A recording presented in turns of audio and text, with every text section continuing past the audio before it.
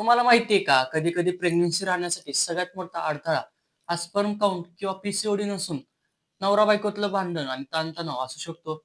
कसं? ते बघूया. मुलं होण्यासाठी जसं शरीराचं निरोगी असणं आणि औषधं महत्त्वाची असतात, तसंच आयुर्वेद याबाबत काय सांगतो माहिती आयुर्वेदामध्ये यासाठी खूप सुंदर सूत्र वर्णन केलेलं आहे. ते सूत्र म्हणजे सोमनस्य गर्भधारणम श्रेष्ठम. म्हणजेच काय? गर्भधारणेसाठी जसं औषध गोळ्या महत्त्वाच्या असतात, तसंच गर्भधारणेसाठी सगळ्यात महत्त्वाची गोष्ट कुठली असेल, तर ती म्हणजे मनाची प्रसन्नता आणि दोघांच्या मनाची एकरूपता.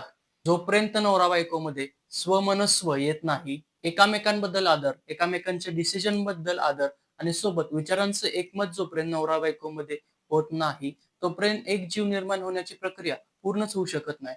कधी-कधी जोडप्यांमध्ये मूल कधी पाहिजे या विषयावरच त्यांच्यामध्ये एकमत नसतं. एकाला वाटत असतं की आत्ता मूल पाहिजे, एकाला वाटत असतं की आत्ता नको. थोडंसं सेटलमेंट झाल्यानंतर आपण मुलाचं बघू. तर अशा वेळेस अशा गोष्टींमध्ये भांडणं चालू होतात. जेव्हा सतत भांडणं होतात, तेव्हा ताणामुळे शरीरातील वात वाढतो आणि मग याचा थेट परिणाम शुक्र आणि आर्तव या दोघांवर होतो.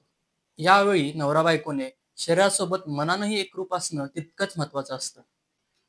जिथं प्रेमासोबत एकमत आहे, तिथंच उत्तम संतती निर्माण होऊ शकते. जसं कोणतंही नातं टिकवण्यासाठी केवळ प्रेमाचे नाही, तर एक मताची जोड लागते. अगदी तसंच एका जीवाला जन्म देण्यासाठी फक्त 2 शरीराचं नाही, तर 2 मनांचं एकरूप असणं फार महत्त्वाचं असतं.